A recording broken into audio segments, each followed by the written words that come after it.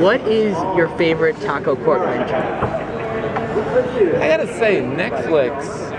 That's a thing. Someone did that. Yeah, they ended up doing it. Which I feel like they had to like somehow copyright it or trademark it, like, because that was genuinely like, I think as they mentioned in the show, it's like it actually is a good idea. Like, I never wear ties, but I'll like buy a couple of ties every couple of years, and every time I go back to wear the tie, it's like out of style, like it's not like, and I'm like, yeah, I would totally subscribe to Netflix, and apparently it is out there somewhere, but it's not the real one, all right? The real one is fictional. You cannot use the idea for real. So Netflix, and I guess there's one coming up that I won't mention what the business is, but in a few weeks, Taco's running really interesting business out of his truck. Taco's truck was my second favorite, I think. Where did you come up with the birthday song and the vaginal hubris song? Well, the songs actually, most of them are written for a specific thing to show. Like Jeff and Jackie, who created and run and write and direct the show, they'll come to me with like an idea like vaginal hubris, and be like, oh, we'd love this to be like a rap song or something like that, and I'll go home and I'll come up with a beat, I'll record a first version, and then we go back and forth with lyrics and everything, and it's like a collaboration. So Vaginal Hubris specifically was Jeff and Jackie came up with that concept, and like, and I write the music around it. The birthday song was a song that I wrote about 2 or 3 months before we shot the pilot, and Jeff and Jackie were open to having an insane song like that sung in front of children, which was one of the more awkward moments of my life. Up to that point, there have been plenty since then. And yeah, that was just a sort of fun coincidence that I had this song and that they had a bunch of kids singing it.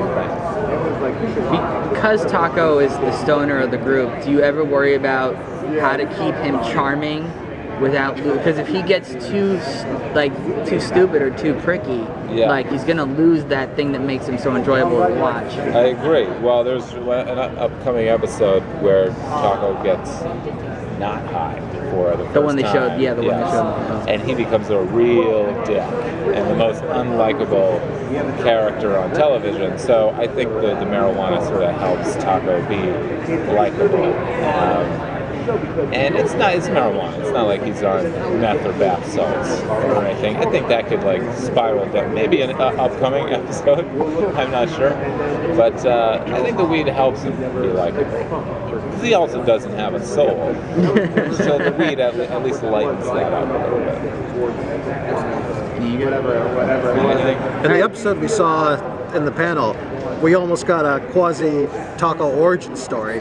How much of that stuff is played out in advance, or is it like all the time, or is it something you come up on more of a episode-by-episode basis? I think per episode, like they come to us with like all the main storylines, like the way it's really like plotted out, scripted out. The dialogue is improvised, so a lot of the major happenings in the show are like written down. We get to come in there and throw in like a dick joke or two, and explain things in our own words and kind of like play around. And sometimes when we rip on Andre, it's just always improvised, or most of the time. It's like, oh, Paul's wearing this ridiculous hat. Let's like film 15 minutes of us making fun of him, and then and it usually ends up being like 3 or 4. The best jabs remain. That's what he just said. He's like, I constantly get shit upon. Oh yeah. No, we do a lot of shit on Andre, and it's so much fun. I think it's fun to watch, So, and he literally gets shit on in a couple episodes. That's what he actually said. He's like, he went from emotionally to literally. Yeah. It's poor Andre. We feel bad for him. It's not too bad. Not really. It's so much fun. Has there been any? What's it like? Do you have to translate some of your dialogue in particular into taco speak sometimes, because he has crazy ways he defines and says things. Like, has that been difficult for you, or just kind of comes naturally?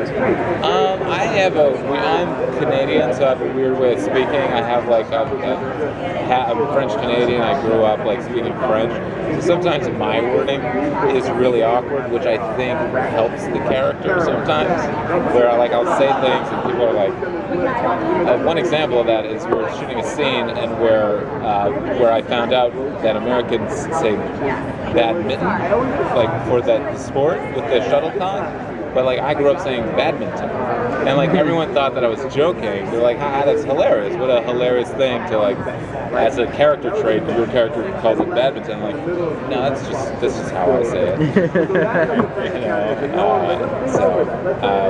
But a lot of that stuff is scripted as well, and I think a lot of the insanity and the fun, like one-liners, those are like fun things that we're playing around with on set that just kind of come out. So.